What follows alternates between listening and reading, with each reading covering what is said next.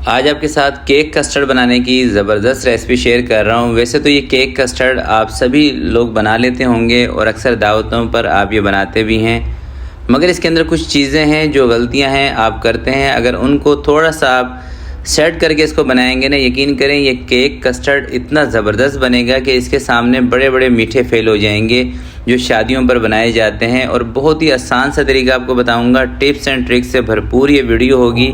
इंशाल्लाह देखकर आपको मज़ा आने वाला है। तो चले मिलके बनाते हैं। बिस्मिल्लाहिर्रहमानिर्रहीम। सबसे पहले हम बनाएंगे जेलियाँ बनाने के लिए मैं ले रहा हूँ 1 लीटर पानी। और ये जेलियाँ सारी इस रेसिपी के अंदर काम नहीं आएगी, इसके अलावा हमें एक और रेसिपी बनानी है, उसके लिए भी काम आएगी। ठीक है, ये 250 ग्राम का मैंने लिया है जेली का पैकेट। नाम आपने खुद ही देख लेना है पैकेट के ऊपर कौन सा लिखा हुआ, वो आगे चल के दूसरे पैकेट में मैं आपको बता भी दूंगा। काम की बात यह है कि जितना पानी पैकेट के ऊपर लिखा होगा ना, उससे थोड़ा सा कम आपने पानी लेना है। और जैसे ही पानी के अंदर उबाल आएगा फिर आपने जेलियाँ उठा के इसके अंदर डालनी है। ठीक है, और जेलियाँ पानी के अंदर आपने तकरीबन 2 से 3 मिनट तक जेलियों को पकाना है। और 2 से 3 मिनट पकाने के बाद आपने 1 से 2 ड्रॉप ना जेलियों की इस तरह से बर्तन के अंदर निकाल के इसको चेक कर लेना है। ठीक है, ये तरीका नहीं होता कि आप पानी को उबाल लें, उसको बर्तन में निकाल लें, ऊपर से जेलियाँ डाल के मिक्स कर दें।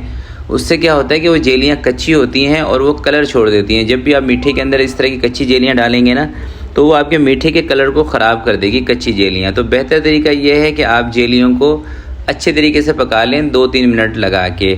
और ये जो मैं जेलियाँ इस्तेमाल कर रहा हूँ ना, ये काफ़ी सस्ती जेलियाँ हैं। आप नाम पढ़ के जब आप मार्केट में इसको सर्च करेंगे, ये कोई ब्रांडेड नहीं है, लोकल ब्रांड की जेली है। और कमर्शियल के अंदर सब यही वाली जेलियाँ इस्तेमाल करते हैं, यानी कि इस तरह की जो लोकल ब्रांड आती है ना, जो क्वांटिटी में ज़्यादा होती है, कीमत में कम होती है। कमर्शियल जितने भी मीठे बनते हैं सब इसी तरह की जेलियाँ इस्तेमाल करते हैं। अगर आपका कोई कमर्शियल काम है तो बजाय आप किसी भी ब्रांडेड महंगी जेलियाँ ख़रीदने के, आप इस तरह की लोकल वाली जेलियाँ इस्तेमाल कर लिया करें। ये भी सेट होती हैं, टेस्ट भी इसका अच्छा होता है। ठीक है, बाकी जेलियाँ पकाने का तरीका यही है कि जितना पानी मेंशन किया हो ना कंपनी ने, उससे थोड़ा सा कम पानी लेना है और 2-3 मिनट तक इसको पका लेना है। अब ये देखिए, मैंने लिया है 1 छोटा साशे वनीला कस्टर्ड पाउडर का, किसी भी कंपनी का ब्रांड का आप ले सकते हैं। ये 1 लीटर दूध के लिए है। इसके अंदर आपने क्या करना है कि 2 चम्मच मिल्क पाउडर ऐड कर देना है। ये ऑप्शनल है, अगर ये ऐड करेंगे टेस्ट अच्छा हो जाएगा। अगर मिल्क पाउडर आपके पास नहीं है तो आप इसको स्किप कर सकते हैं। 1 कप पानी के साथ आपने इसको हल कर लेना है, दोनों चीज़ों को अच्छी तरीके से। गुठलियाँ वगैरह इसके अंदर से ख़त्म आपने कर लेनी है। सही है, और ये आपने ना दूध को उबालने से पहले ही कस्टर्ड को पानी के अंदर हल करके रख लेना है। अब 1 लीटर में ले रहा हूँ दूध, मैं ले रहा हूँ दूध डेयरी वाला। आप चाहें तो डब्बे वाले का इस्तेमाल भी कर सकते हैं, कोई मसला नहीं है। वैसे ज़्यादा बेहतर तो ये है कि आप डेयरी वाले दूध का इस्तेमाल करें, क्योंकि इसके अंदर ना एक तो नेचुरल फैट होता है और तकरीबन फैट आपको पूरा मिलेगा। बस इसके अंदर जो मसाइल होते हैं वो पानी शानी के होते हैं, बाकी दूध बेहतर होता है डेयरी वाला। बाकी आपकी मर्ज़ी, अगर आपको डब्बे वाला पसंद है तो किसी भी अच्छी ब्रांड का आप डब्बे वाले दूध का इस्तेमाल भी कर सकते हैं। तो जैसे ही दूध के अंदर उबाल आएगा, आधा कप आपने इसके अंदर चीनी ऐड कर देनी है। आधा कप चीनी डालने के बाद ना आपने दूध को चेक कर लेना है कि चीनी पूरी है या नहीं। अगर आपको लग रहा है कि चीनी कम है तो थोड़ी सी चीनी आपने इसमें और ऐड कर लेनी है। और हल्का सा ना मीठा आपने इसमें तेज़ रखना है, हल्का सा, बिल्कुल बराए नाम, या बराबर भी रख लेंगे कोई मसला नहीं है, क्योंकि इसके अंदर हमें कंडेंस मिल्क भी ऐड करना है। तो जैसे ही चीनी दूध के अंदर हल हो जाएगी, आपने ये जो कस्टर्ड पाउडर है ना, ये उठा के डाल देना है। और एक हाथ से कस्टर्ड पाउडर डालना है, दूसरे हाथ से चम्मच इसमें फ़ौरन से चला देना है। और इस दौरान ना आपने चूल्हे को थोड़ा सा कम कर देना है। अगर चूल्हा नीचे तेज़ खुला होगा ना तो इसके अंदर गुठलियाँ बन जाएंगी सारी की सारी। ठीक है, तो कस्टर्ड दूध के अंदर जैसे ही हल हो जाएगा, यानी कि गुठलियाँ वगैरह इसकी ख़त्म हो गई, अच्छी तरीके से हल हो गया, उसके बाद से लेके आपने इसको 3-4 मिनट तक पका लेना है, थोड़े से हल्की आंच पे, हल्के चूल्हे पे, ताकि इसके अंदर बबल्स ना आए, बस कस्टर्ड आपका दूध के अंदर पक जाए। इससे क्या होगा कि एक तो कस्टर्ड आपका जल्दी से पतला भी नहीं होगा, दूसरा ये है कि कस्टर्ड का जो कच्चापन है ना वो भी इसके अंदर से ख़त्म हो जाएगा। कस्टर्ड बेसिकली कॉर्नफ्लोर ही होता है, उसका कच्चापन इसमें से ख़त्म हो जाएगा। तो मैं इसको 3-4 मिनट तक पकाऊंगा। उसके बाद जब हम इसको चूल्हे से नीचे उतारेंगे मैं आपको दिखा दूंगा।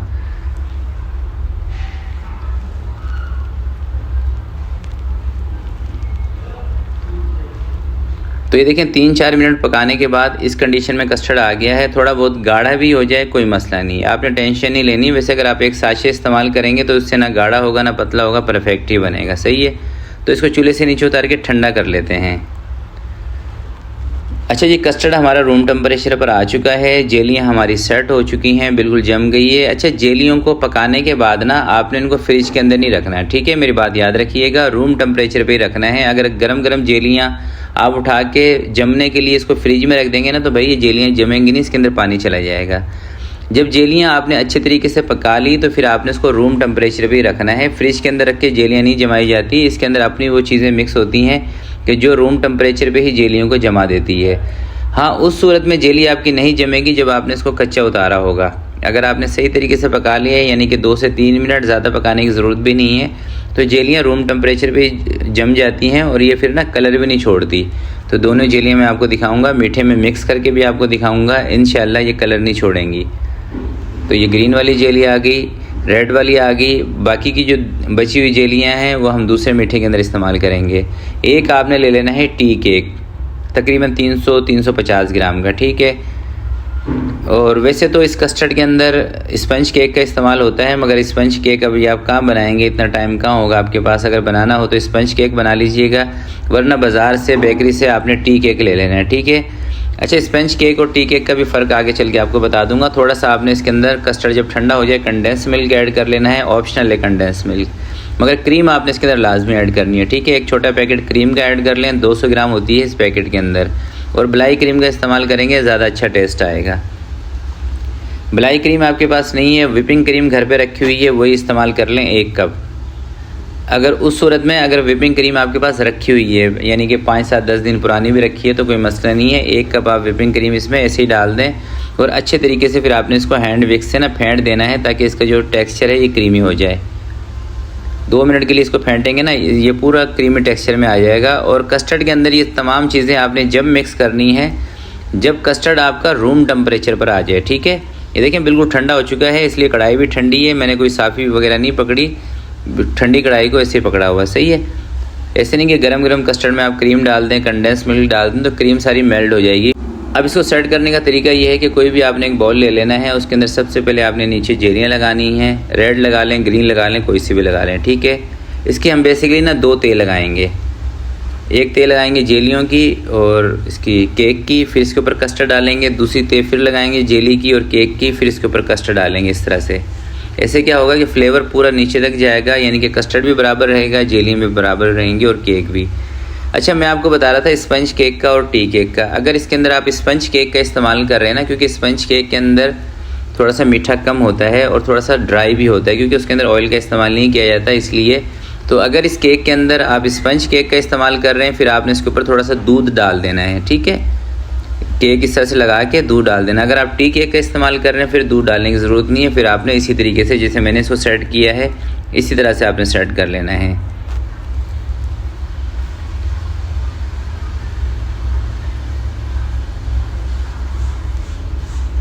अच्छा, वैसे ये कस्टर्ड आप बना के ना 1 दिन पहले भी रख सकते हैं। अगर मिसाल के तौर पे आपके घर पे दावत है और आप ये चाहते हैं कि भाई मैं 1 दिन पहले ये काम कर लूँ, तो फिर आपने क्या करना है कि जेलियाँ बना के सेट करके अलग रख लेनी है, कस्टर्ड पूरा रेडी करके अलग रख लेना है, ठीक है। दावत से 3-4 घंटे 5 घंटे पहले आपने इस तरीके से इसको सेट करके फ्रिज के अंदर रख देना है।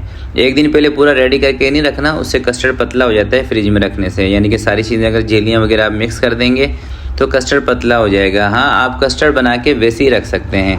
नेक्स्ट डे जब आपके घर पे दावत हो तो आप इस तरह से सेट कर लें, जेलियाँ केक वगैरह डाल लें और ऊपर भी थोड़ी सी आपने जेलियाँ और चूरा करके ना केक वो डाल देना है।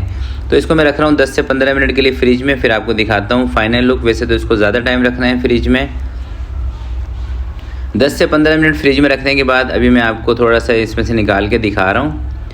मैंने इसको इसलिए कम टाइम रखा था फ्रिज में क्योंकि हमें वीडियो को वाइंड अप करना होता है। अब इसके चक्कर में बैठे रहेंगे तो काफ़ी टाइम ज़ाया हो जाएगा, इसलिए वीडियो को वाइंड अप करना है। तो मैंने 10 से 15 मिनट फ्रिज में रखा, उसके बाद आपको दिखा रहा हूँ। देखें, और ज़्यादा ठंडा करेंगे, यकीन करें मज़ा आ जाएगा, आपको भी मज़ा आएगा और जिसके लिए आप ये बना रहे हैं जो खाएगा वो आपकी तारीफ़ें करेगा, तो आप वैसे ही आपका दिल खुश हो जाएगा। तो आपने इस रेसिपी को ज़रूर ट्राई करना है और अपना फीडबैक इसी वीडियो के नीचे कमेंट में आपने लाजमी बताना है। और इस वीडियो को भी आपने लाइक कर देना है, क्योंकि आप वीडियो को लाइक नहीं करते, पूरी वीडियो देख लेते हैं। तो आज के लिए इतना ही, मिलते हैं किसी नेक्स्ट वीडियो में। तब तक के लिए अपना बहुत सारा ख्याल रखिएगा, अपने वालिदैन का ख्याल रखिएगा। अल्लाह हाफिज़।